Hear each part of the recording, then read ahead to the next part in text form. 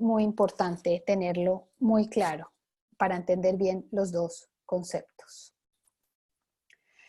Lo que buscamos con este seminario es no solo entender, como dije, lo que dice la ley, pero también conocer la práctica. Y por eso tenemos voces con mucha experiencia en la realidad del asilo en México. ¿Ok? Y también queremos un poco ahondar en algunos de los aspectos relativos a las dificultades para la integración de los refugiados y los solicitantes de asilo en México. Y por supuesto no podemos dejar de tocar el tema de la seguridad. ¿Qué condiciones de seguridad son las que encuentran las personas? Por eso, para esta compleja y ambiciosa discusión sobre la odisea del asilo en México, tenemos un panel de lujo. Y invitamos a personas que trabajan diariamente con refugiados, que conocen el procedimiento, que conocen los triunfos y que acompañan a los refugiados también en sus sufrimientos. Están con nosotros Alejandra Macías Delgadillo, la directora ejecutiva de Asylum Access en México, Elba Coria Márquez, la directora de la clínica jurídica Alaide Fopa de la Universidad Iberoamericana en México, José Luis Loera, fundador y coordinador de educación de Casa Refugiados, también en Ciudad de México. Y nos acompaña como moderadora del seminario Saraí Portillo, que es miembro de la Junta Directiva de Alianza Américas. Les quiero agradecer a todos su presencia esta tarde y le paso la palabra a Saraí. Adelante, Saraí. Por favor, no se olviden de eliminar el mute cuando vayan a hablar. Adelante. Muchísimas gracias, Elena. Pues muchísimas gracias a Alianza Américas por invitarme a tomar este papel de facilitadora o moderadora del panel de esta tarde. Así que pues vamos a empezar. Bienvenidos a todos y a todas aquí hoy, esta tarde. Les queremos agradecer su participación, obviamente, en el seminario virtual. En la coyuntura actual, que es importante entender a fondo lo que ha sido el proceso de asilo en México. Así que la semana pasada la Corte Suprema de Estados Unidos dio para que se aplique la regresión que estableció la administración Trump, consistente en que las personas que quieran pedir asilo en Estados Unidos e ingresen por la frontera sur, deberán haber buscado protección en otro país y les debe haber sido negado este asilo. Este nuevo requisito significa en la práctica que todos quienes transiten por México para intentar ingresar a Estados Unidos y pedir asilo y no lo hayan hecho en otro país anteriormente, deberán pedir asilo en México. Además, es importante entender que en la medida en que se intensificó el control migratorio en México con la Guardia Nacional y la decisión del gobierno de López Obrador de ceder ante las presiones de Estados Unidos y detener el flujo de personas que transitaban por el territorio mexicano para intentar ingresar y pedir asilo en territorio estadounidense, muchas personas están pidiendo asilo en México ante la inminencia de ser devueltas a su país de origen. Además, muchas personas optan por el asilo con el propósito de evitar de ser deportados. Muchas personas informan sobre la posibilidad de pedir asilo solamente en este último momento y es allí cuando inician el procedimiento. Quisiéramos pedirles que sean muy precisos en las intervenciones, aspiramos a discutir muchos temas y por ello apreciamos mucho que sus respuestas sean directas y concisas. Sabemos que ustedes podrían extenderse mucho más en sus respuestas, pero debido a la brevedad del seminario, pues les pedimos que sean breves. Cada una tendrá 3 minutos más o menos de poder explicar las respuestas en las siguientes preguntas. Así que pues voy a empezar con las preguntas. Ustedes trabajan en organizaciones con una importante experiencia y trayectoria en materia de derechos humanos y de defensa de los migrantes y refugiados. Así que quisiera empezar con una pregunta muy simple. Para las tres, ¿podrían por favor contarnos sobre el trabajo que hace su organización? ¿En qué lugares del país trabajan? ¿Cuál es el volumen de casos que manejan? Y cualquier otra información sobre su organización que sea relevante para la conversación. 3 minutos, yo sé que no es mucho. Elba, ¿te gustaría empezar? Sí, gracias. Bueno, Elba Coria de la Clínica Jurídica para Personas Refugiadas Alaide Fopa de la Universidad Iberoamericana. La Clínica Jurídica trabaja básicamente con estudiantes de Derecho de Relaciones Internacionales que prestan, digamos, servicio social o realizan prácticas profesionales o como parte de su formación académica, asesoría, representación legal y asistencia a personas en contexto de movilidad con necesidades de protección. Es decir, básicamente personas solicitantes de asilo y refugiadas. Nosotros contamos con varias líneas estratégicas que, digamos, son los temas en los que nos enfocamos al momento de dar asesoría, asistencia y representación legal, y también al momento en el que pensamos construir un litigio estratégico, ¿no? Entonces, digamos que toda la clínica está focalizada a ciertas líneas de trabajo, en las que también se vincula un tema estructural de protección a personas refugiadas. Los temas que vemos es privación de la libertad, acceso, lo que implica también alternativas a la detención migratoria, acceso al procedimiento de la condición de refugiado, protección, digamos, a la integración, que es derechos económicos, sociales y culturales, el derecho a la unidad familiar y temas de debido proceso y análisis de las solicitudes de la condición de refugiado, particularmente cuando ese análisis implica la aplicación de la declaración, de la definición de refugiado contenido en la Declaración de Cartagena, ¿no? Que es esta definición ampliada de lo que es una persona refugiada.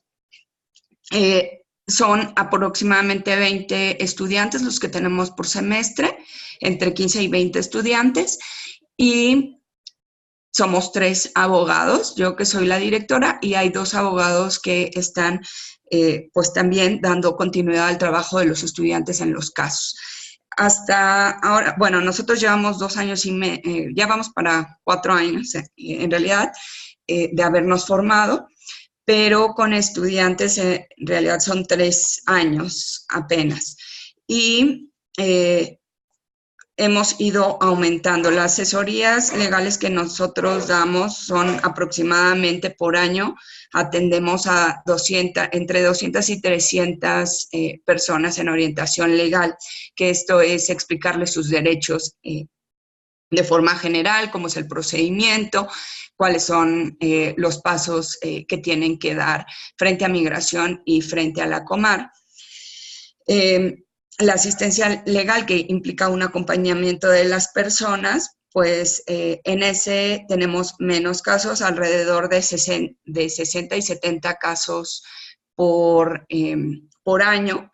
Y en cuanto a la representación legal con fines de litigio estratégico, tenemos aproximadamente entre 20 y 30 casos. Gracias. Gracias, muchísimas gracias, Selva. Bueno, vamos a pasar entonces ahora con Alejandra Macías para ver que nos dé una breve introducción de su trabajo y dónde trabaja y cuáles, en general, las cosas que abarcan. Gracias, Arey. Muchas gracias. Buenas tardes a todas y a todos. Gracias también a Alianza Américas por invitarme para participar en este webinar. Bueno, Asylum Access fue creada en 2005 y es una organización social de la sociedad civil sin fines de lucro. Posteriormente, Asylum Access México se crea en 2015. Estamos registrados como una organización mexicana y principalmente lo que hacemos es identificar personas que puedan ser sujetas de protección internacional para que las personas refugiadas puedan acceder a todos sus derechos. Hemos crecido pues muy rápido en los pocos años que tenemos. Como les comentaba, Asylum Access México se crea en 2015 con una pequeña oficina en Tabasco. Posteriormente se abre una oficina en Acayucan, Veracruz, Palenque, Chiapas. Estamos también en Villahermosa, Tabasco. Tenemos un convenio de colaboración con el gobierno de Tabasco dentro del albergue Colibrí, que es un albergue para niños, niñas y adolescentes no acompañados, pero también hay una oficina Esto justo porque identificamos personas sujetas de protección internacional que no podían acudir al albergue a recibir asesoría. Entonces tuvimos que crear otra o abrir otra oficina fuera del albergue.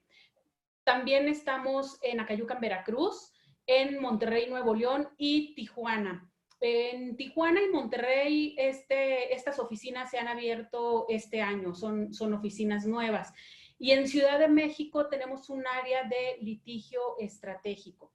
Y sobre las personas refugiadas que atendemos en México, podría decir que el 80% vienen de Centroamérica, el 60% tienen la edad de entre 15 y 40 años y el 70% son hombres, aunque esto ha ido cambiando también en los últimos meses. Las asesorías que damos de manera individual o grupal van aproximadamente de 3.500, 4.000 al año. Por ejemplo, ahora en 2019, a la fecha, de enero a la fecha, hemos dado 2.643 asesorías individuales y actualmente tenemos 800 casos en representación legal. Las oficinas locales, lo que llamamos es una oficina local a cada oficina que se encuentra en México de Asylum Access, está compuesta por lo menos de 2 personas. En algunas oficinas hay más personas, como por ejemplo en Palenque, en Tenosique, donde el número de personas que llegan o que representamos es considerablemente más alto en comparación a otras oficinas. Y va cambiando un poco las nacionalidades de las personas que representamos. Por ejemplo, en Tijuana, pues, cambia mucho de nacionalidad si hacemos una comparación a Tenosique, Tabasco o Palenque, Chiapas, donde la mayoría son personas que vienen de Centroamérica. Gracias. Muchísimas gracias, Alejandra, por esa presentación. Bueno, se puede decir introducción también. Vamos a checar con José Luis si tiene todavía, está en el video, pero no estoy segura si puede escucharnos o puede tener acceso al micrófono. José Luis, ¿está ahí? Hola, buenas tardes. Sí, José Luis está teniendo problemas de sonido, pero estamos intentando una maniobra técnica, así que José Luis, tienes la palabra para que por favor te presentes y cuentes en 2 minutos sobre el trabajo de Casa Refugiados. Bueno, buenas tardes, soy José Luis y agradezco la invitación para participar en este webinar. Y por parte de Casa Refugiados, pues compartimos que en el contexto que estamos viviendo, enfrentamos que lo que intentamos trabajar es en favor de la construcción de la paz y en 2 direcciones. Una es construcción de la paz, entendida como prevención también de situaciones de violencia que generan desplazamiento forzado. Y por otra parte, lo que se construye es esta paz, la necesidad de dar atención humanitaria a personas desplazadas por la violencia. En ese sentido, pues nuestra misión busca promover los derechos de personas en desplazamiento forzado, con énfasis en su integración y también en el entorno, promoción de un entorno de cultura de paz. Para esto, además de actividades de educación para la paz, damos asistencia humanitaria y también hacemos un trabajo de salida hacia lugares donde trafican las personas para dar información específica que les sea útil en sus procesos. Y también acompañamos también para promover condiciones para la integración local, haciendo talleres en torno a capacitación, por una parte con las personas desplazadas por violencia, principalmente solicitantes de asilo y personas ya con la condición de refugiados, y por otra parte también trabajando con el entorno de la sociedad de recepción, promoviendo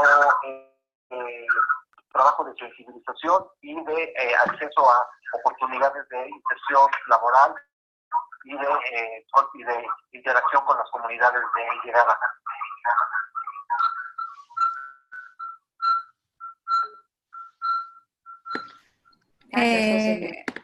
Gracias, José Luis. Creo que estamos teniendo un poquito con el teléfono, pero esperamos volver mientras vamos a la próxima pregunta.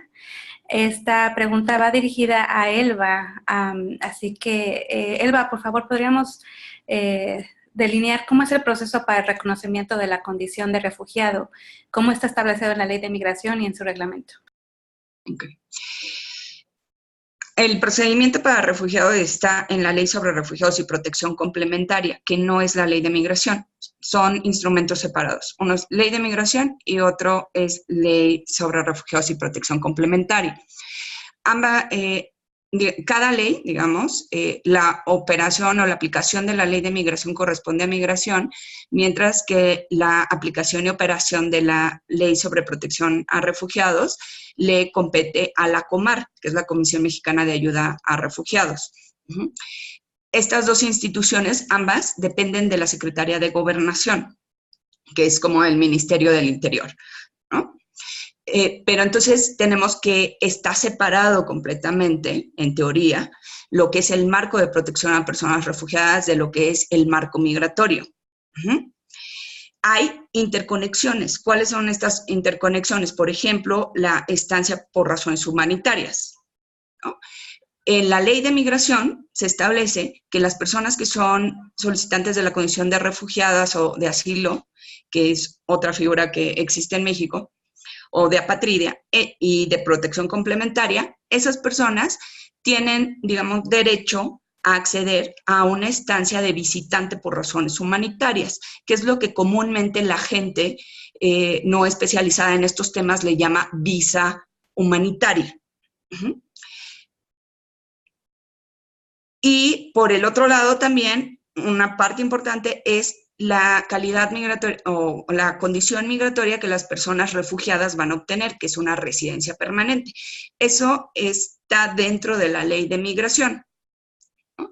Como, digamos, un derecho de estas personas, lo que no significa que es Migración quien determina a quién se la da y a quién no se la da, sino que siempre va a depender de la COMAR, de que la COMAR dé una constancia de solicitante o de refugiado a la persona para que Migración esté obligado a actuar. Entonces, el papel de Migración y lo que se desprende de la Ley de Migración en materia de refugiados tiene mucho que ver con obligaciones, ¿no?, de ejecución, y tiene que ver con medidas de protección, como la detección de solicitantes y de coadyuvancia, como es ser el intermediario de la persona, por ejemplo, en detención, o que se encuentra en lugares donde no existe una oficina de la COMAR, entre la COMAR y el solicitante, ¿no? Pero es meramente una coadyuvancia,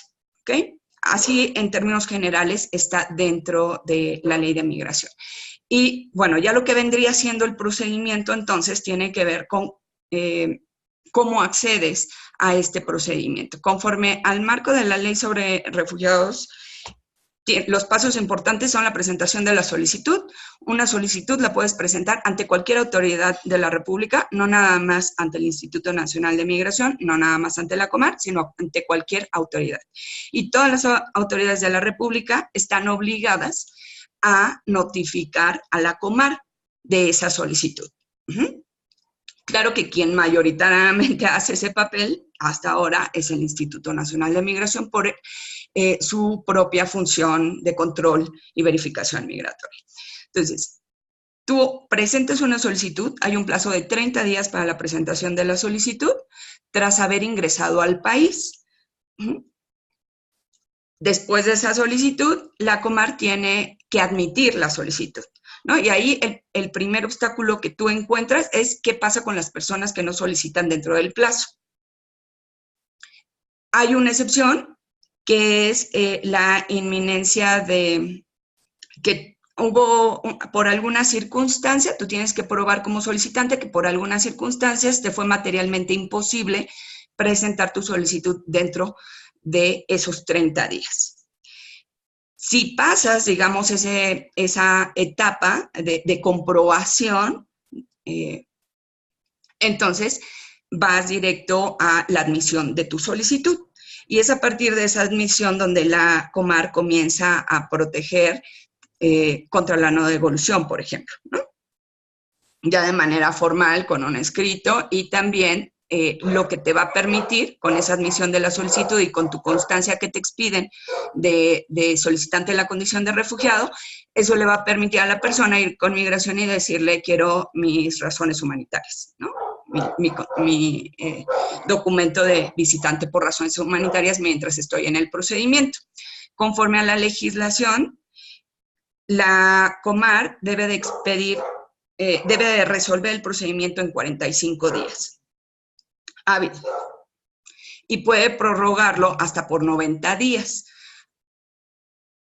¿Y qué pasa dentro del procedimiento? Mínimamente debe de haber una entrevista, que es una entrevista de elegibilidad, lo que se le conoce como entrevista de elegibilidad, donde la persona expresa todos los motivos por los que solicita la condición de refugiado frente a un oficial de protección de la Comar.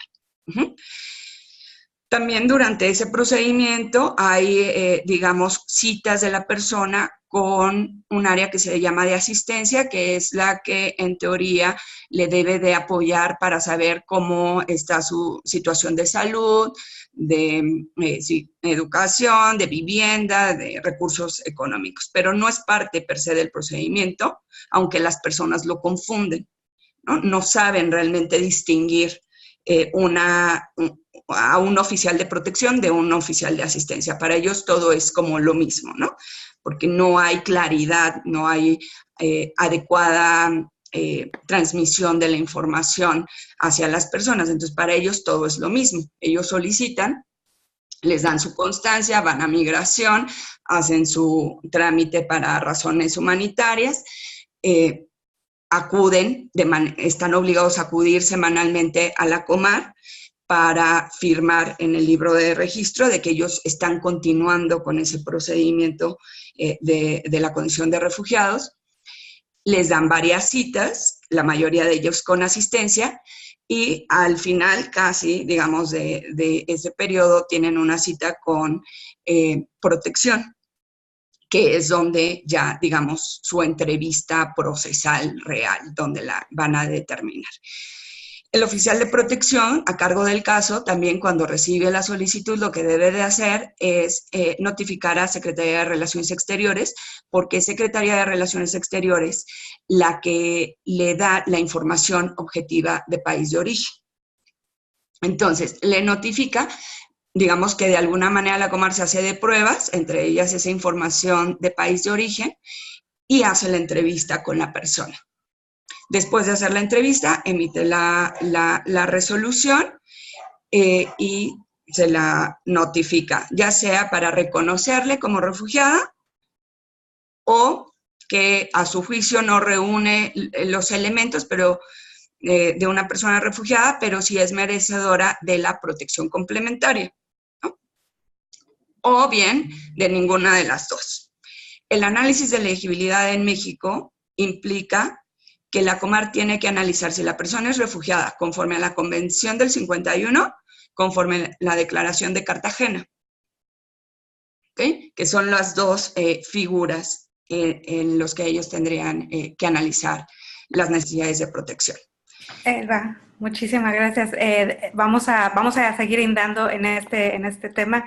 Ahora, en la práctica, si a lo mejor Alejandra nos puede ayudar basado en su propia experiencia de Asylum Access en diferentes puntos del país. ¿Cómo es el procedimiento en la práctica, Alejandra? ¿Cuáles son los elementos del procedimiento que en general se cumplen de acuerdo a las normas y en qué otros aspectos la práctica se aleja mucho más de la ley? Sí, pues mira, debería de ser el mismo procedimiento en todas las oficinas donde está Asylum Access, sin embargo, sí varía un poco. Por ejemplo, en Palenque, Chiapas, la oficina de Comar está en Tapachula, Chiapas, que está pues muy, muy lejos. Entonces, como lo mencionaba Elba en un inicio, quien actúa aquí como coadyuvante para el procedimiento del reconocimiento de la condición de refugiado es el Instituto Nacional de Migración.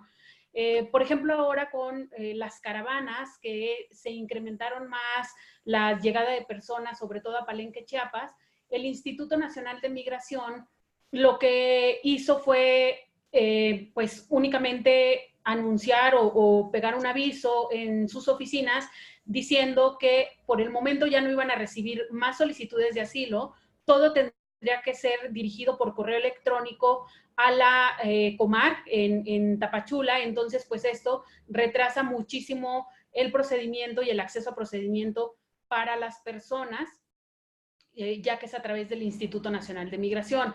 En Tijuana también, hasta hace muy poco tiempo que hay ya 2 personas de Comar en Tijuana, y lo mismo en Monterrey. Antes no había. Las personas que están de Comar acaban de incorporarse ahora en el mes de julio, entonces todo también era a través del Instituto Nacional de Migración.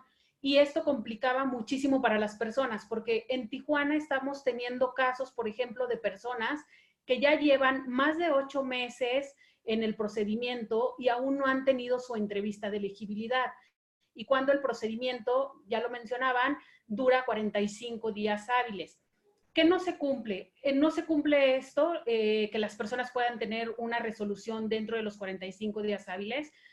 Hay prórrogas, como lo mencionaba Elba, pero la prórroga se le debe notificar a la persona si se va a hacer una prórroga y se va a tardar más el procedimiento, y esto debe ser fundado y motivado. Aquí lo que nos encontramos en los casos es que las personas automáticamente tienen una prórroga, pero sin saber cuáles son los motivos por los cuales se les está prorrogando su procedimiento. También hay personas que solicitan trasladarse a otro estado, ya que la ley sobre refugiados menciona que deben de permanecer en el estado donde solicitan la condición de refugiado. Entonces, si alguna persona que está siendo ya perseguida, o más bien el agente persecutor llega a donde está la persona en México y quiere trasladarse por razones de seguridad, hay mucho retraso en estas resoluciones, en que se les autorice un traslado a otro estado, aunque sean, por ejemplo, por razones de seguridad. Aquí tampoco se cumplen los plazos que indica la ley. La ley sobre refugiados también es supletoria a la ley federal del procedimiento administrativo, donde indica también cuáles deberían de ser los plazos, y pues son algunas también de las prácticas que vemos donde no se cumplen los plazos. Por otra parte, hay un subregistro. En este caso, hay para algunas personas un subregistro, o tener primero acceder a la solicitud por medio de este subregistro, es complicado, y para algunas personas podría ser un obstáculo, sobre todo para aquellas personas que no saben leer o escribir, o que no tienen acceso a internet o a una computadora para llenar este subregistro. En el caso de Tijuana, por ejemplo, es obligatorio este subregistro. Si las personas no tienen este subregistro, no pueden dejar una solicitud de asilo. Es necesario tener este subregistro para poder acceder al procedimiento. Entonces, como lo mencionaba, puede ser una barrera para algunas personas. Muchísimas gracias, Alejandra. Esperemos escuchar ahora de José Luis. José Luis, ¿podrías hablarnos de la información y de la actitud que tiene la población en México hacia los refugiados? Desde su experiencia y trabajo en la Ciudad de México, ¿cuáles son los elementos y los retos más importantes?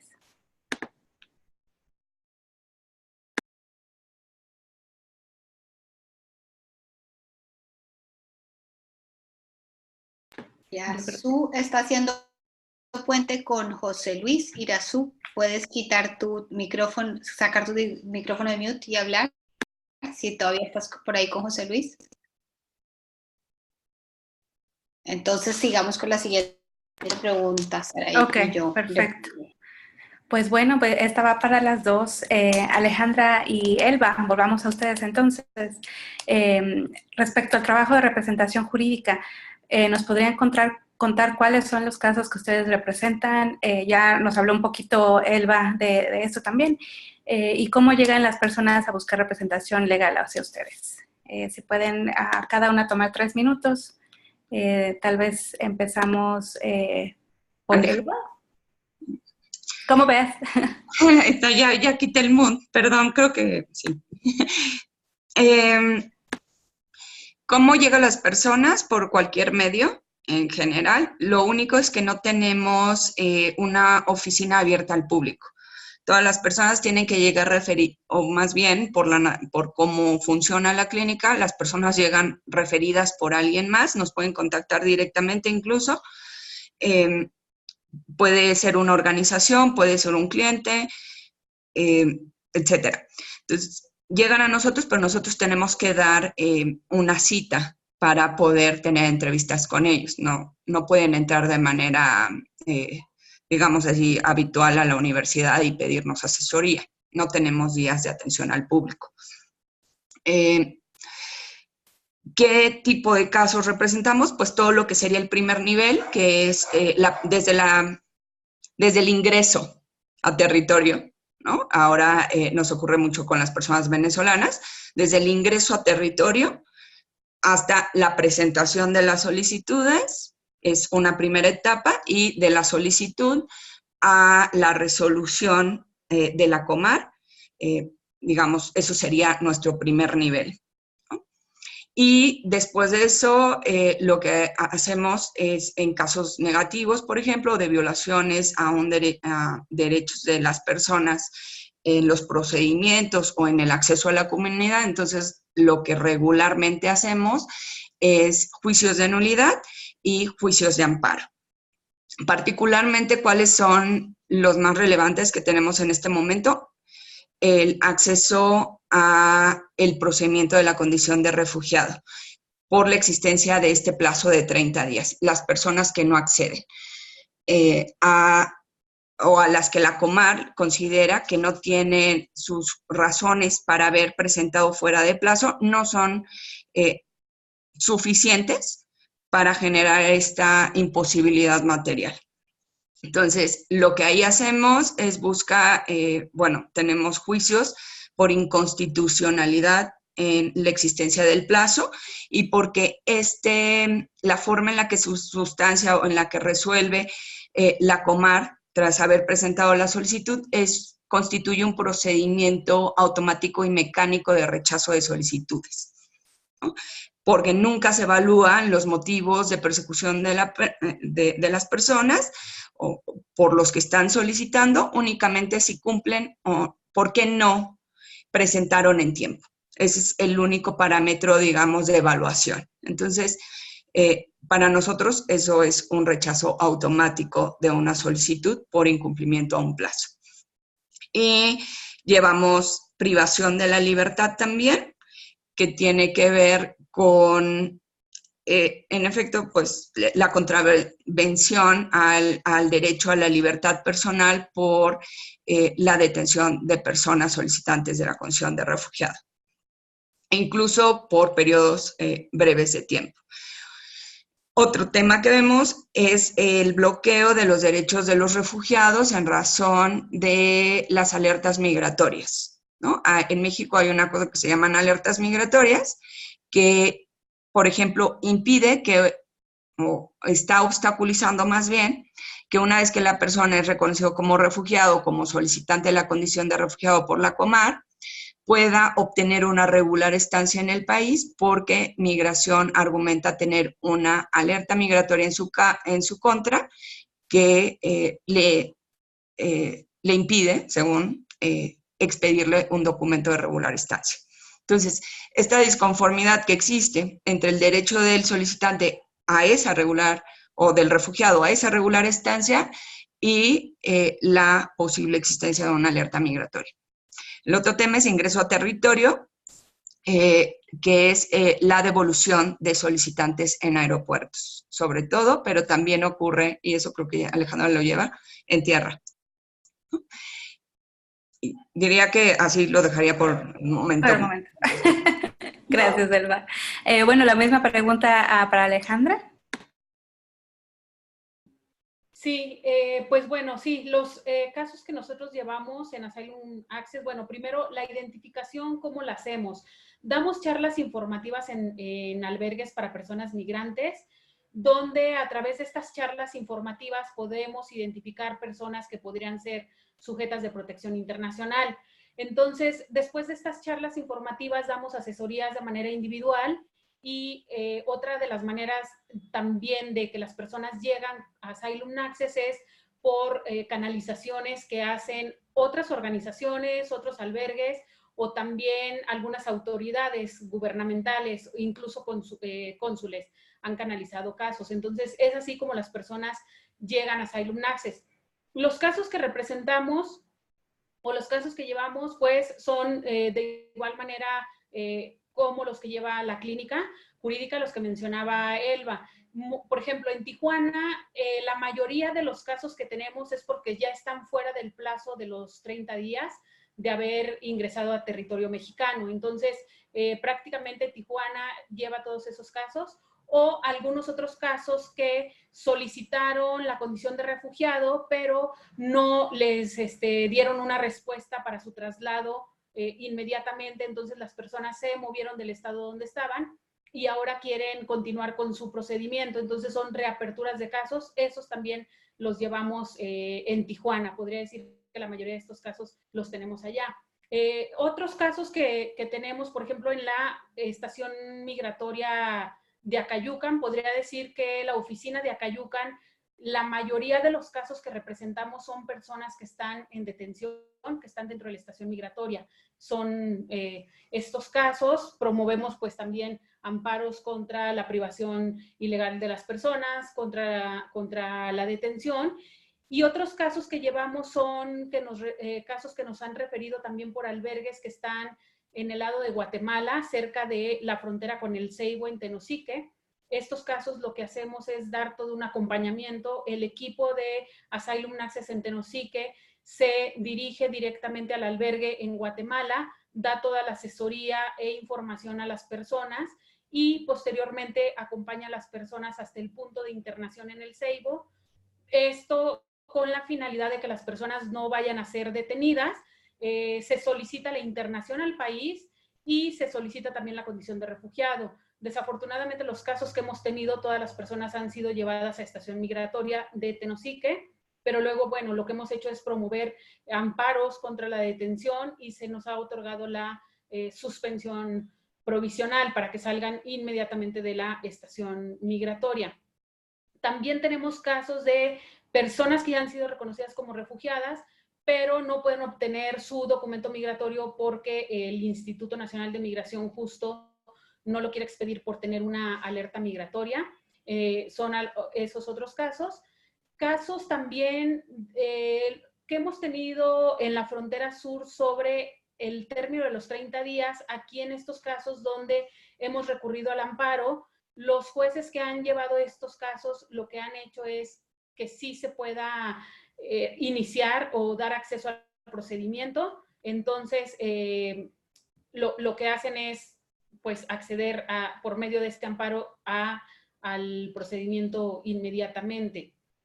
Otros casos que llevamos son, por ejemplo, de personas también que llegan por aeropuerto y que no han podido acceder al procedimiento de asilo o van a ser deportados, pues también son algunos casos, esto es un poco en una minoría, pero también podemos dar alguna representación de estos casos. Y otros casos también es, por ejemplo, sobre acceso a derechos, donde no han podido acceder a algún derecho, entonces tenemos que recurrir a algún litigio para que puedan acceder a este derecho, ya sea a la expedición de algún documento. Por ejemplo, ahorita algo en que nos estamos enfrentando en Tijuana es que las personas que están bajo el MPP sí tienen el CUR, se les otorga podría decir que de manera automática. Sin embargo, todas las personas que están en un procedimiento de asilo en México no tienen todavía ese CUR. Es como un poco contradictorio a los derechos que pueden acceder quienes están bajo el MPP y quienes no están más bien, o quienes están siguiendo un procedimiento de asilo en México. Gracias, Alejandra. ¿Y qué pasa con quienes no saben o no pueden encontrar su representación legal?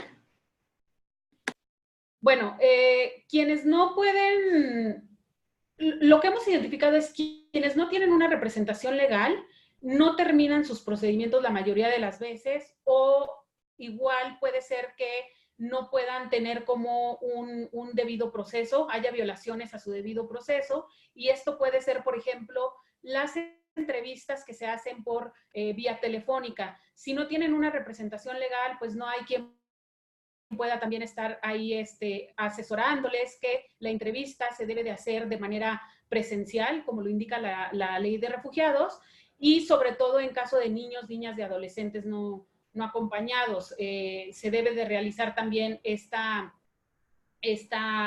entrevista de manera presencial. Entonces, las personas que no tienen asesoría, pues hay muchas violaciones en el debido proceso.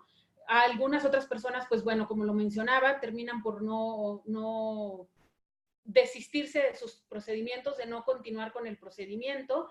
Y quienes no tienen la información, pues muchas veces no pueden acceder al procedimiento porque no tienen información, no se les informa sobre este procedimiento. Por ejemplo, vemos mucho en estaciones migratorias que no se les da la información sobre el acceso, y además de no darles la información, tampoco los agentes migratorios identifican si podrían ser sujetos o no de protección internacional. Entonces, muchas de las personas están siendo devueltas a sus países cuando pudieran ser beneficiarias de protección complementaria o sujetas o refugiadas o sujetas de protección internacional en México. Muchísimas gracias, Alejandra. Vamos a checar rapidito con José Luis, a ver si tiene acceso a micrófono para poder hacerle una pregunta. José Luis, ¿estás dispuesto? Sí, sí, perfecto. Muchísimas gracias. Mira, ¿qué trabajo hacen ustedes de manera directa con los refugiados para apoyarlos en su proceso de integración en México?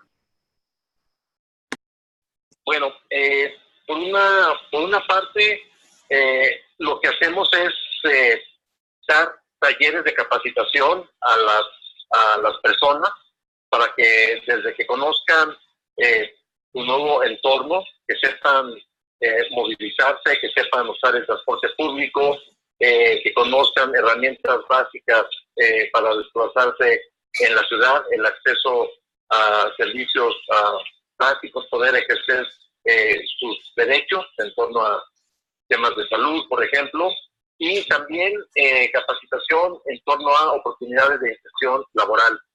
En ese sentido, trabajamos también de manera paralela con diferentes actores estratégicos, particularmente en la Ciudad de México, en cuanto a que autoridades locales que les permitan, que les reconozcan el documento migratorio para ejercer sus derechos, para acceder a los servicios que tienen derecho, pero también con instancias del sector privado, desde comunidades religiosas para impulsar el acceso a servicios de espacios de alojamiento, pero también con empresas para poder integrarlos, que los integren laboralmente en sus empresas, en sus diversas funciones, y generar también espacios de encuentro, interacción positiva, lo cual nos parece muy importante en estos contextos de incremento de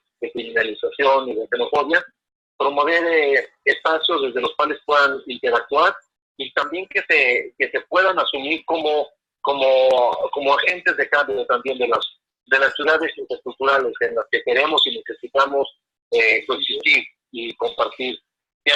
Que haya este papel cada vez más activo. Necesitamos que en esas redes que estamos promoviendo para acceso a diferentes derechos, que también las personas desplazadas por violencia se asuman también como actores fundamentales y claves que ayuden a generar referentes positivos de interacción y encuentro. En este sentido, algo muy valioso ha sido promover redes solidarias que se benefician, que se interactúan en este sentido y también en este contexto que también tengan impacto en población mexicana, para con esto poder demostrar que apoyar a personas extranjeras desplazadas por violencia no solamente no implica un riesgo para la población mexicana, sino que además genera oportunidades.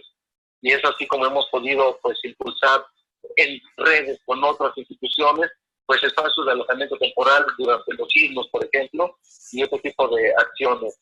Y pues eso es a grandes rasgos como el trabajo en las dos direcciones, tanto capacitación a las personas que llegan, como también capacitación y sensibilización a la sociedad de llegada.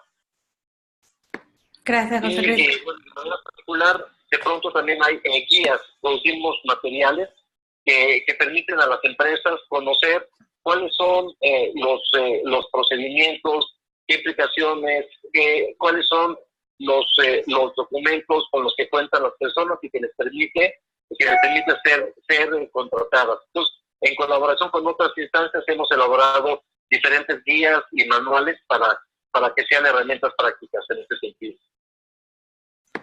Ok, muchísimas gracias. Alejandra, ¿nos puedes hablar un poco, por favor, de la ruta de la hospitalidad y otros esfuerzos que ustedes hacen para trabajar en red con otras organizaciones e instituciones que prestan servicios para la asistencia y apoyo que necesitan los refugiados en México? Sí, claro. Bueno, la ruta de la hospitalidad justo es un proyecto de integración. Este proyecto lo que busca es que las personas puedan acceder a sus derechos, como es educación, vivienda, trabajo y servicios de salud, para que puedan acceder también a otras actividades culturales, recreación, sobre todo en caso de niños, niñas y adolescentes. Lo que hacemos con la ruta de hospitalidad es buscar aliados para que se incorporen y en este caso, por ejemplo, tenemos muchos o muchas aliadas del sector privado que han prácticamente contribuido con empleo para las personas refugiadas. La ruta de la hospitalidad crea conexiones que permiten que las personas también puedan contribuir a sus comunidades de acogida. En este caso, tenemos alrededor de 30 empresas aliadas a la ruta de hospitalidad, donde las personas que ya han tenido su residencia permanente o el reconocimiento de la condición de refugiada, hacemos la vinculación con alguna empresa. Lo que estamos llevando a la práctica es primero trabajar con un índice de autosuficiencia.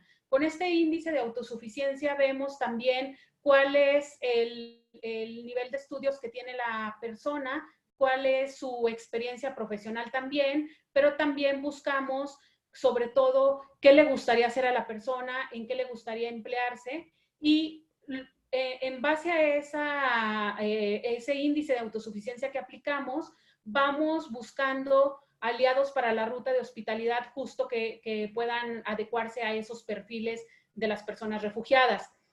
Cuando tenemos ya, por ejemplo, que encontramos alguna empresa, la ponemos en contacto con la persona refugiada para que tenga su entrevista. Por lo general las entrevistas son de manera telefónica, por Skype o incluso por WhatsApp. Y la empresa decide si contrata o no a la persona. Una vez que ya es contratada la persona, entonces ya se incorpora a trabajar en esta empresa y las personas que se han incorporado o se han beneficiado justo son personas que están en el sur, en Tenosique, por ejemplo, en Palenque, y a las empresas a las que se han incorporado son empresas que están en Monterrey, que están en Querétaro, algunas de ellas en Tijuana también. Tenemos ya algunos convenios con empresas en Tijuana, en Monterrey lo había mencionado, y algunas en Ciudad de México. Pero también hay otras posibilidades de ser aliado de la ruta de hospitalidad. Por ejemplo, hay algunas organizaciones civiles también. Tenemos una organización que trabaja mucho el tema de acceso a la salud y sobre todo prevención del cáncer de mama o cáncer de próstata. Entonces, con esta organización lo que hacemos es ir también a algunos albergues que están aquí en Ciudad de México, dar charlas informativas sobre la prevención del cáncer. Nos dan también cupones de descuento para laboratorios para que las personas puedan acceder a análisis clínicos. Tenemos un convenio con Fundación Médica Sur, donde a un muy, muy bajo costo les dan una consulta médica también y servicios dentales también. Hay otras personas también individuales que son parte de la ruta de hospitalidad. Por ejemplo, donantes individuales que han donado útiles escolares, paquetes de útiles escolares para niños y niñas refugiadas. Entonces también es otra manera de poder contribuir a la ruta de hospitalidad. Trabajamos también con universidades, con algunas otras empresas que también podrían ser dentro del ámbito de educación. Hay una empresa que se llama Laboratoria y otra Holacot, donde dan un curso primero para que las personas, son cursos aproximadamente de 6 meses, para que las personas puedan aprender sobre todo a elaborar softwares, y luego esa misma empresa las canaliza o las vincula a un trabajo. Entonces, esto es lo que hacemos con la ruta de hospitalidad.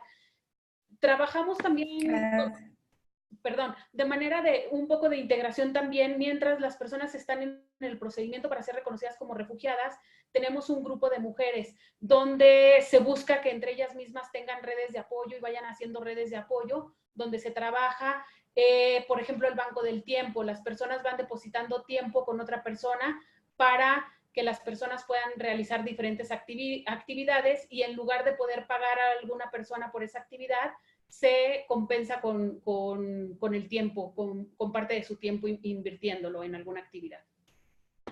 Muchísimas gracias, Alejandra. Bueno, esta pregunta va para los tres. A lo mejor podemos empezar con José Luis, ya que no hemos tenido mucha oportunidad de escucharle.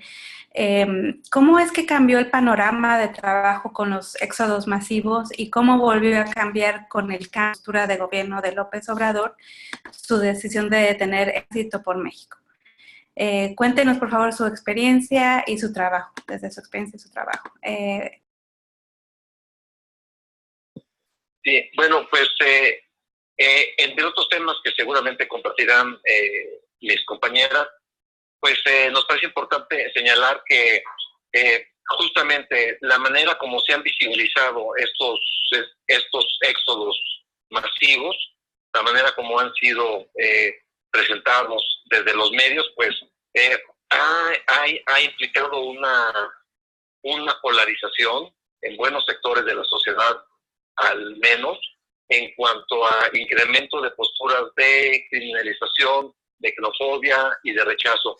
Veíamos un poquito lo que veíamos con preocupación de situaciones de trabajo humanitario en países como Italia, y que veíamos ciertamente en el horizonte, en el caso de México, en cuanto a toda esta polarización social, la criminalización al trabajo, no solamente a las personas desplazadas, a los migrantes, sino también a los trabajadores humanitarios, a las organizaciones, pues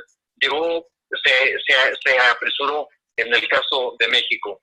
Entonces, pues esto ha generado un contexto mucho más difícil.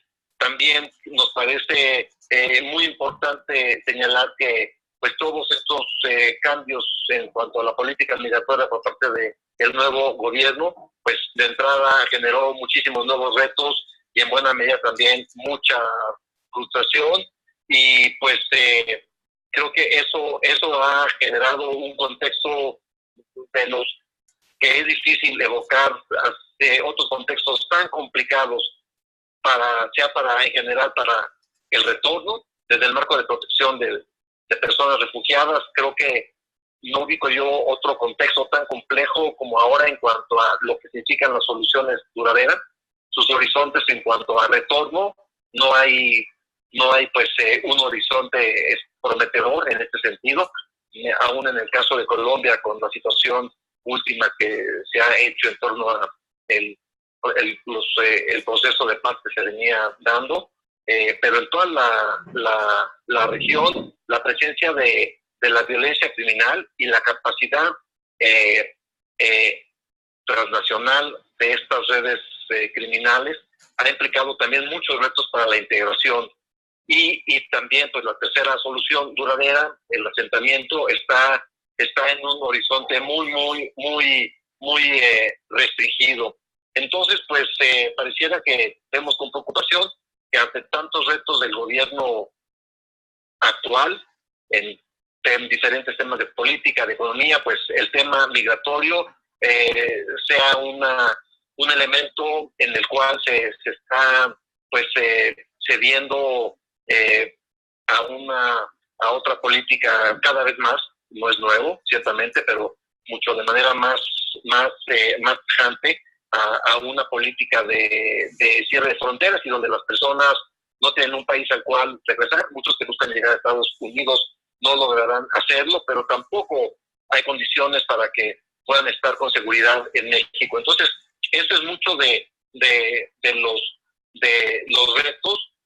Nosotros cada vez tenemos más personas que acuden a la oficina por temas de seguridad. Vemos con preocupación que cada vez son más los casos en los cuales las personas se acercan manifestando que los agentes persecutores, muchas veces vinculados desde la situación de persecución en el país de origen, siguen actuando a lo largo de la ruta de tránsito y en México como país de llegada. Y pues es en ese sentido que vemos con mucha preocupación todo este contexto. Vemos aún así con esperanza que sigue siendo posible encontrar en algunos casos, tanto a nivel de gobierno federal como de gobiernos locales, funcionarios responsables por sus obligaciones en cuanto a brindar acceso al procedimiento de protección, aquellos que dan también cumplimiento a su obligación para reconocimiento del documento migratorio, para que las personas ejerzan sus derechos de acceso a salud, educación, etcétera. Pero también vemos que seguimos encontrando en sectores de la iniciativa privada empresas que, a pesar de todo, siguen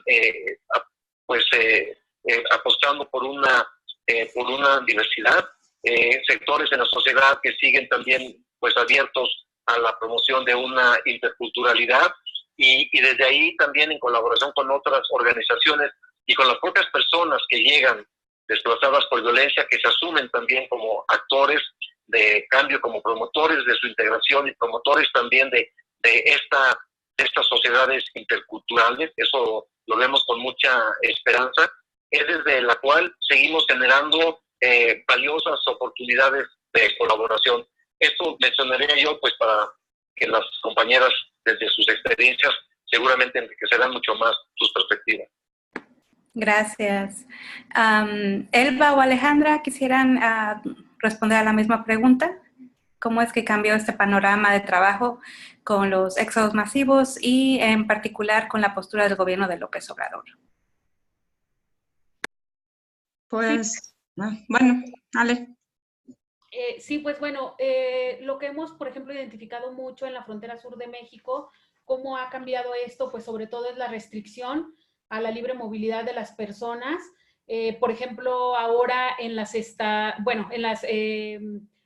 estaciones de autobuses vemos presencia de la Guardia Nacional, sobre todo también en los aeropuertos hay Policía Federal, Guardia Nacional, el Instituto Nacional de Migración.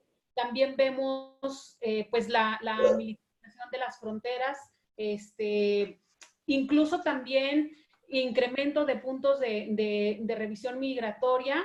También lo que se ha identificado es que, por ejemplo, cuando hay un punto de revisión migratoria, ¿quiénes están haciendo la revisión? Pues está el Instituto Nacional de Migración, la Policía Federal, Policía Federal, Instituto Nacional de Migración, la Guardia Nacional, y lo que hacen es preguntar el nombre al chofer, su nombre, lo anotan como en alguna bitácora. También están filmando mientras están haciendo la verificación en los autobuses. Lo que también vemos que ha habido, por ejemplo, un gran cambio es que algunas personas del transporte público, como taxistas, autobuses, camiones, ya no quieren tampoco que las personas migrantes puedan acceder a este servicio. En julio se estuvo ahí emitiendo una nota periodística, sobre todo en Tenosique, donde se les decía a los taxistas que si encontraban que había personas transportando a personas migrantes, pues podían incurrir en el delito de tráfico ilícito de migrantes.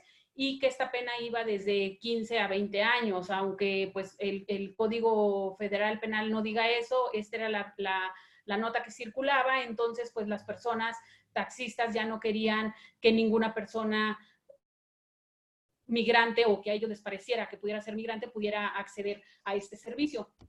También mucha criminalización para personas defensoras de derechos humanos, pero también para las mismas personas migrantes. Hemos visto este cambio considerablemente, y también pues que no puedan acceder a oportunidades de empleo. Ahora hay muchos comentarios, sobre todo que las personas iban a quitar el trabajo de las personas mexicanas.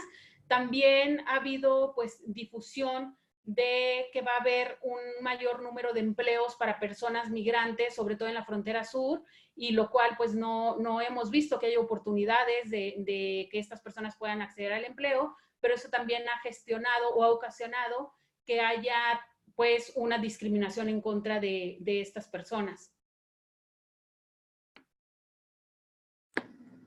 Elba.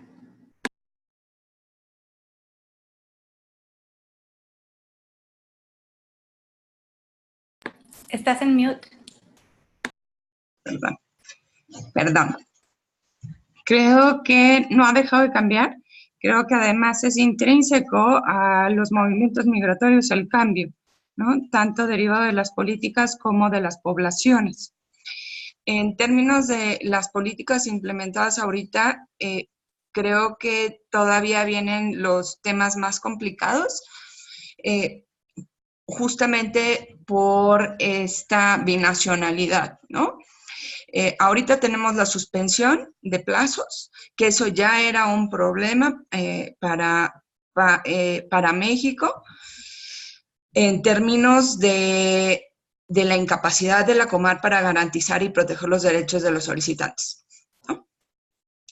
Y con el nuevo contexto, pues eso va a generar necesidades muchísimo más amplias de integración y de respuesta efectiva dentro de esos procedimientos.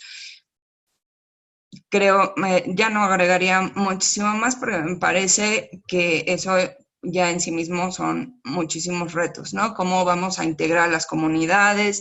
Tenemos que estar pensando en escenarios de discriminación importante, en mayores vulnerabilidades para las personas que entran en los sistemas migratorios criminalizadores, ¿no?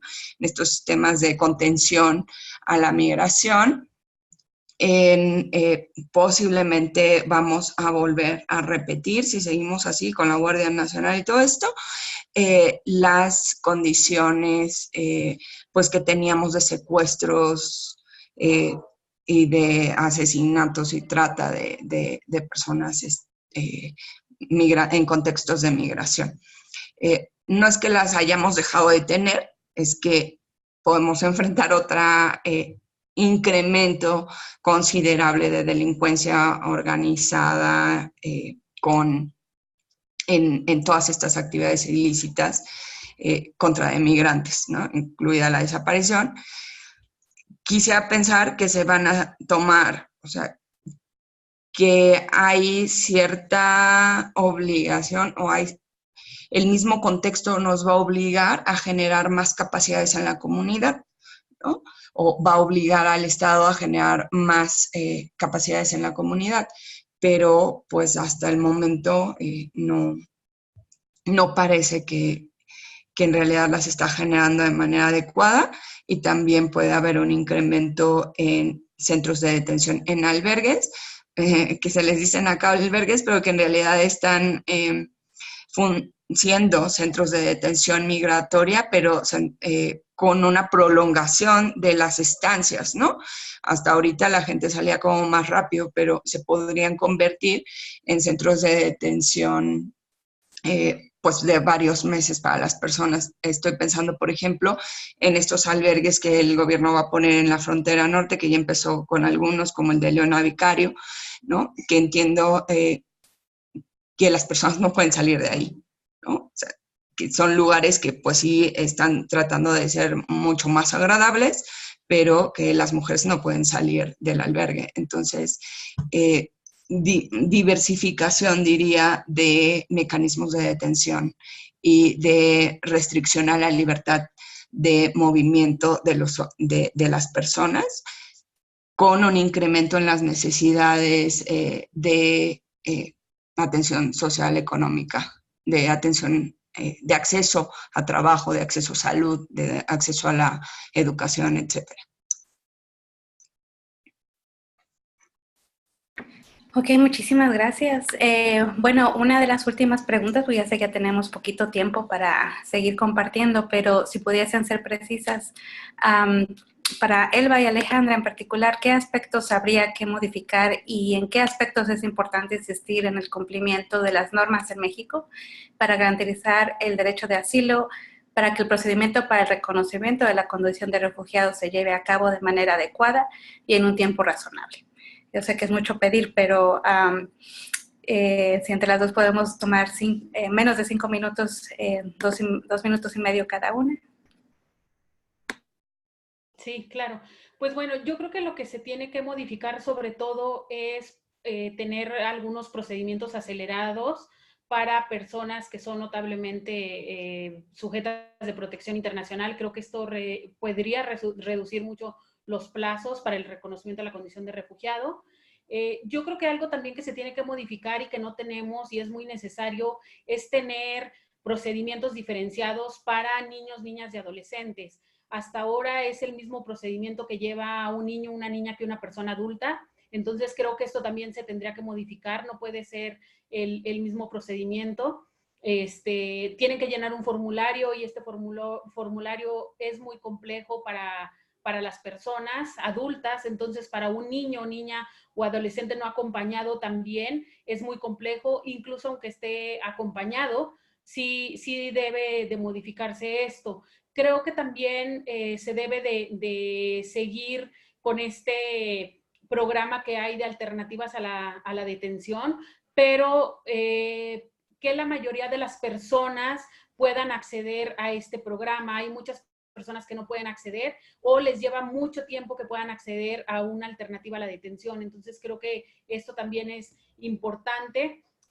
Yo creo que lo ideal sería erradicar la detención de personas solicitantes de asilo y refugiadas. Creo que eso sería lo ideal. Y pues la armonización de las leyes también. La ley de refugiados no está armonizada, por ejemplo, con la Ley General de Niños, Niñas y Adolescentes. También es importante armonizar estas leyes con la ley de nacionalidad, la ley de migración también. Esto podría ser. Y definitivamente, pues, eliminar el plazo de los 30 días, sobre todo, para que las personas puedan acceder al procedimiento en cualquier momento. Muchísimas gracias. Y Elba, para cerrar la presentación, ya puede empezar con preguntas del público. Gracias. Sí. Yo también coincido en, hay dos maneras. Siempre se habla del tema de la falta de recursos de la Comar para hacer frente a un incremento de las solicitudes de la condición de refugiada. Básicamente, desde el 2013, una cosa así, 12, el presupuesto de la Comar es de 20 millones de pesos, poquito más, poquito menos. Y en ese año, en 2013, tenía 1,500 solicitudes aprox, ¿no? Y ahorita, bueno, pues está como en las 60,000 solicitudes, ¿no? Seguramente. Entonces, el presupuesto sigue siendo el mismo. Una forma de verlo, entonces, es presupuestal. No creo que es la solución. Yo creo que efectivamente si tienes poco presupuesto y poca capacidad, además de que sí necesitarías un incremento, tendrías que estar pensando en procedimientos acelerados o procedimientos prima facie. Por ejemplo, en el caso de los venezolanos, que mal que bien pues son unas 20,000 solicitudes, son varios miles de solicitudes, podrían ser procedimientos prima facie, ¿no? Y eso aligeraría muchísimo la carga de casos, ¿no? Pudiendo tener capacidad de respuesta, además de ver eventualmente algún tipo de incremento presupuestal. Y el otro tema tiene que ver también con la facilitación, ¿no? La mejora de la coordinación entre el Instituto Nacional de Migración y la Comar. Por ejemplo, para efectos de la expedición de los documentos de regular estancia en el país, de visitantes por razones humanitarias. Eso, si hubiese una coordinación interna donde ni siquiera la persona tuviera que andar brincando de oficina en oficina, sino Comar manda quiénes son los solicitantes, se expiden las tarjetas y regresan a la Comar para las personas, ¿no?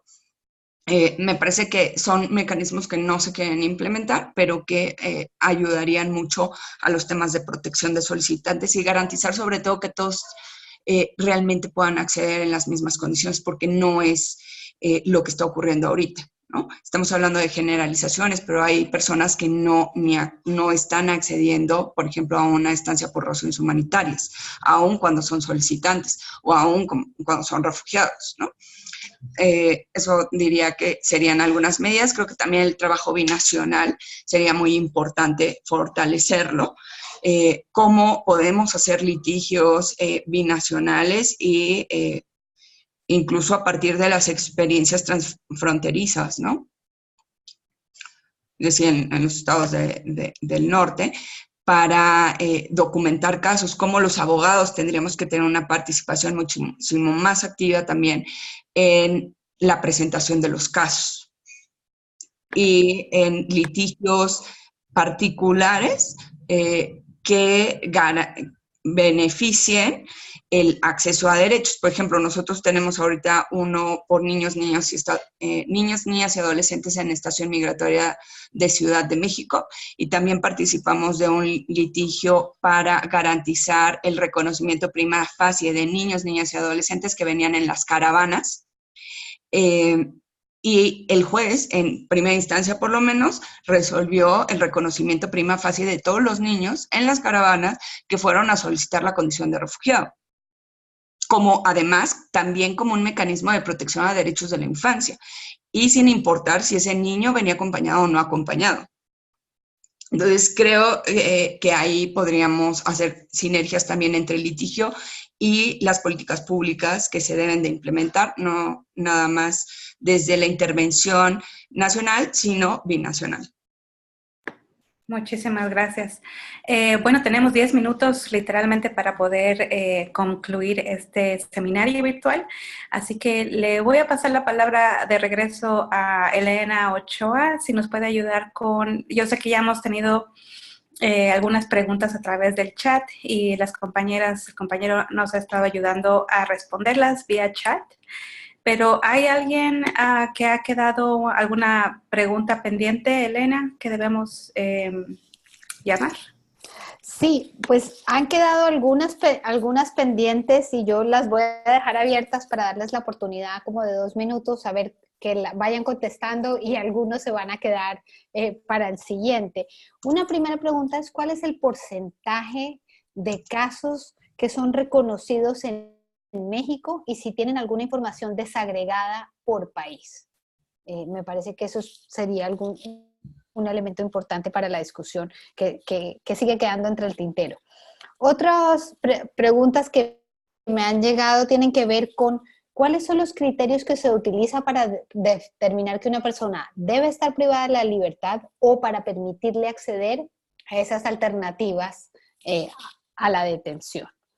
En materia de niños, a partir de las preguntas y la discusión del chat, ustedes dicen que hay un procedimiento incipiente porque se dice que tiene que ser diferenciado. Hablan de la necesidad de armonización de la ley, pero en términos prácticos, ¿qué sucede con un menor no acompañado que quiere ingresar al procedimiento en México?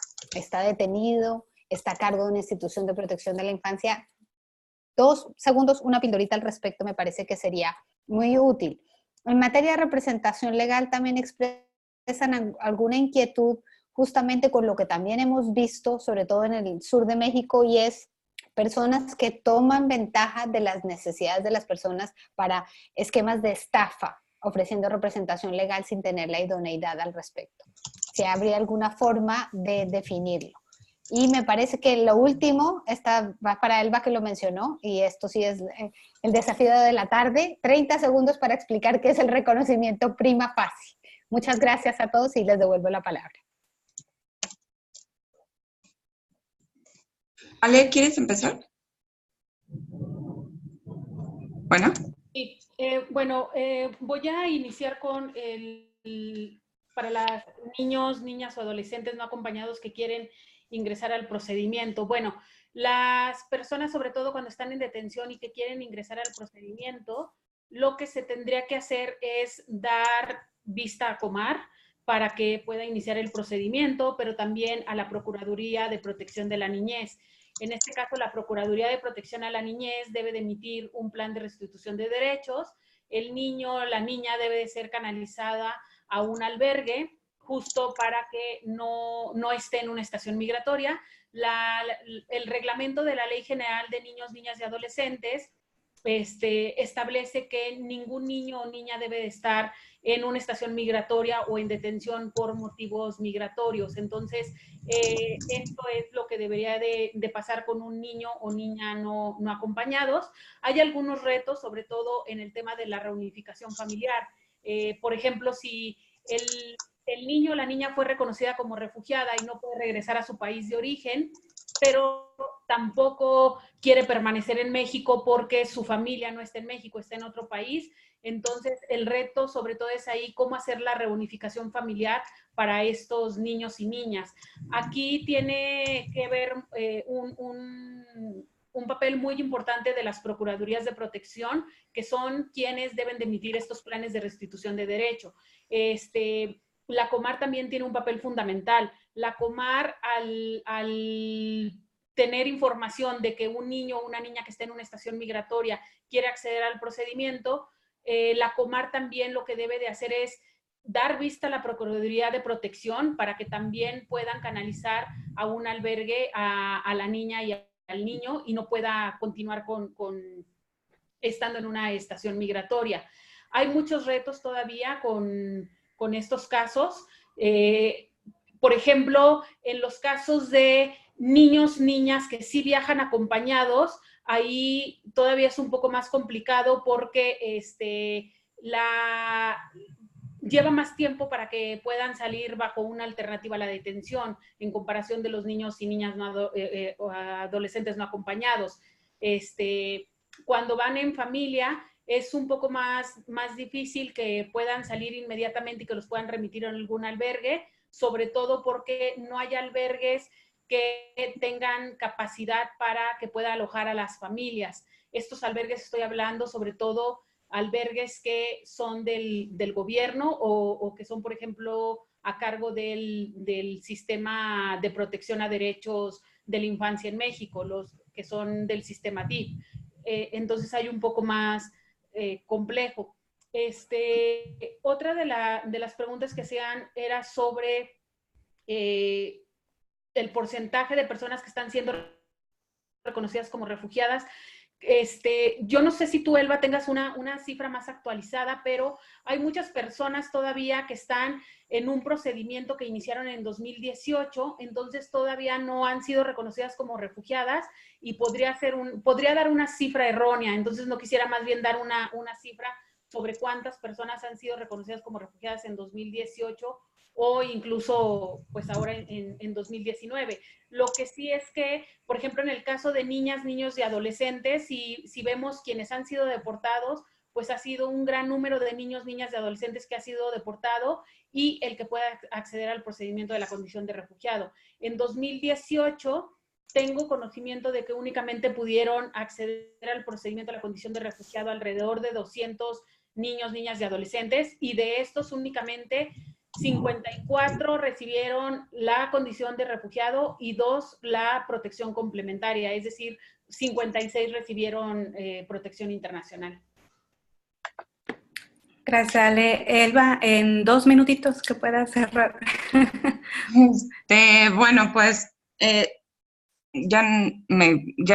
creo que Alejandra ya ha abarcado gran parte de las preguntas. Lo único que agregaría es que hay, por ejemplo, la verdad es importante saber que la Comar no llevaba buenas estadísticas. Recién este año hay un portal donde la Unidad de Política Migratoria, que es quien hace las estadísticas del Instituto Nacional de Migración, comenzó a hacer también ya la estadística de los números de la Comisión Mexicana de Ayuda a Refugiados. Entonces, como tenemos también un rezago muy importante, pues no se sabe realmente todavía cuántas solicitudes hay al final, pero sí se estima que este año van a ser como más de 60,000, 60,000, 80,000 personas o solicitudes. Ahora, algo muy importante que hay que considerar es que esas solicitudes no son individuales. Cuando la Comar habla de solicitudes, 80,000 solicitudes, está hablando de núcleos familiares también, ¿no? Hay un solicitante, está incluyendo, digamos, a todos los beneficiarios dentro de una solicitud. Entonces, no es que el número sea tan amplio, digamos, de solicitudes individuales. Y habían hecho ahí una pregunta sobre el trabajo que ya contesté en este momento, entonces... Sí. Sí, no, pues muchísimas gracias. Realmente ha sido un trabajo espectacular. Yo sé que hay bastantes trabas en México y sobre todo con la burocracia que nos encontramos en este momento. No me queda más que agradecerles su participación el día de hoy en este seminario virtual. El trabajo que están haciendo es realmente increíble, es titánico para los recursos que hay también, y nos alegra haber compartido este espacio para discutir la odisea del asilo en México. Nos quedan claras cuáles son las barreras y los obstáculos que afrontan quienes quieren buscar protección en México. Sus respuestas son un insumo valioso para identificar cómo se podrían garantizar el derecho de asilo en México y cómo fortalecer los estándares de debido proceso en el procedimiento. Además, nos han ofrecido luces muy importantes en el reto de la integración de los refugiados y en la necesidad de trabajar contra la discriminación y la xenofobia mientras todo esto ocurre al mismo tiempo. Así que, pues no me queda más que agradecer. Muchísimas gracias, Elba Coria, muchísimas gracias también a Alejandra Macías y a José Luis, que una disculpa de anticipación, que tuvimos algunos problemitas técnicos, pero pudimos escucharle también. Así que con esta me despido. Muchísimas gracias. Mi nombre es Saray Portillo, representando a Alianza Américas hoy. Gracias.